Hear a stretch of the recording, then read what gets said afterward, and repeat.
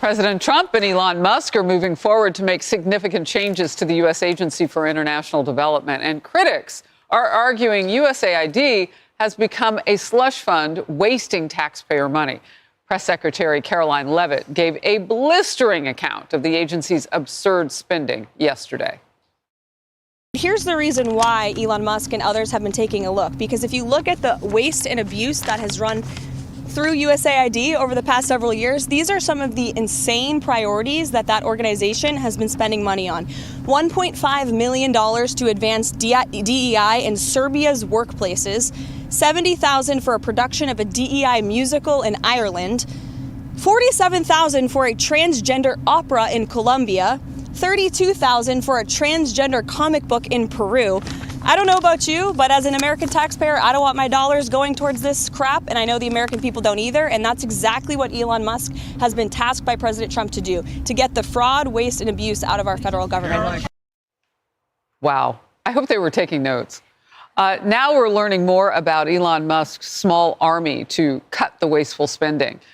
These young engineers were reportedly handpicked by Elon Musk, and the oldest is just 25 years old, and some of them are reportedly still in college.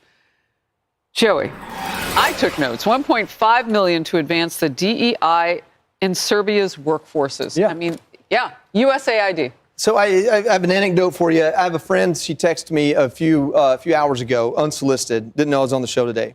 She said, I've been a contractor, subcontractor for USAID for 30 years. She said, I've been saying for a long time to my friends and family that it's a wasteful agency. We've done some of the stupidest projects you can ever imagine. Although it's now putting me partially out of business, it's a good thing, and that's what I voted for. That's from somebody who has been a contractor, subcontractor, who has firsthand experience for 3 decades. I think it was Harold Ford yesterday on the 5 said, don't throw the baby out with the bathwater. Well, sometimes that's exactly what you need to do. Sometimes you need to hit delete and then start over again. Because the people that are working in that agency, they were approving these things. So that's a part of their ethos. And if they have to go home and not come back to work, that's probably the best thing that should happen. Rebecca? Well, listen, it not only is it waste, but a lot of times, a lot of this stuff aggravates our allies and partners. It's ideologically controversial, so it's pushing things like abortion on conservative countries or the LGBTQ issue or climate ideology, and it aggravates our partners and allies. Of course, it aggravates a lot of Americans as well, and sometimes violates the consciences of Americans. Don't even want our taxpayer dollars to go to these things. But I think the larger point is USAID was never meant to be purely charity, purely altruism. It's supposed to align with American foreign policy objectives and make sure that we have countries that are siding with the United States against our adversaries. Last point, recently went to a trip to India. India, conservative country. We want to partner with India to counter China. The Indian officials I talked to said they were irritated by the progressive policies that the Biden administration foisted on them. It hurt our relationship with India. Yeah, I wonder how Serbia's workforces would feel about all that DEI. I'm sure they don't turn down the money, $1.5 million. But to your point, I mean, that's not in alignment maybe with some countries. I don't know about Serbia.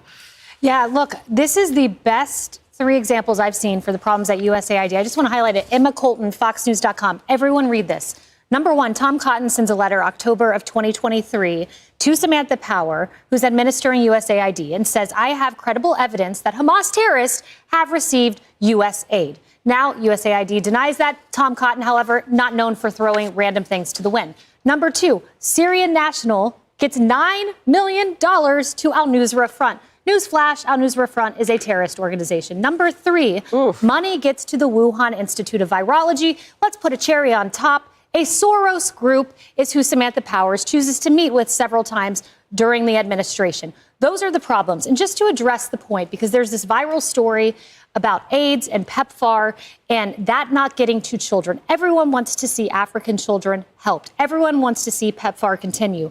Secretary Rubio addressed this just now in a press conference flagged for me by the State Department. Quote, we have issued a blanket waiver. If the program saves lives, they have a waiver. Straight from the Secretary of State. All right, there you go. Emily. And that is the tip of the iceberg for us funding terrorism, by the way. And yes, not only was it not supposed to be totally dependent, but also it wasn't supposed to be permanent.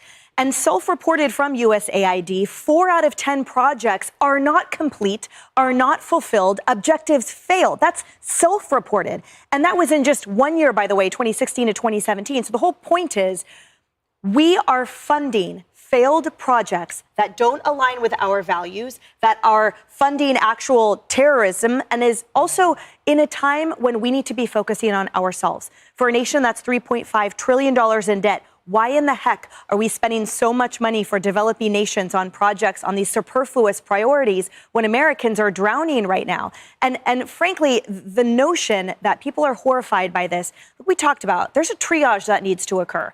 So maybe in the future we'll revisit. Maybe in the future, DEI in the workplace in Colombia, okay, fine. But for right now, why don't you guys just take a pause? Because the concept that these other nations rely on unequivocally American handout for salaries or for benefits doesn't sit right with us. Why shouldn't we shore up the walls, fix the broken windows, and then look toward the community garden in someone else's town? It doesn't make any sense to prioritize. What you're saying is so fair, too. I didn't think of it as triage. I was just thinking audit. But it's so bad now, it's probably going to feel like a disaster to go through and figure out where all the money is going. And I loved what you said. I mean, there will be some carve-outs. Former Senator Rubio, Secretary of State Rubio now, is looking for opportunities to do that. I mean, we do want to be good citizens in the world. We're the greatest country. Of course we do. But to your point, I mean, triage, audit, whatever you want to call it, we got to do it.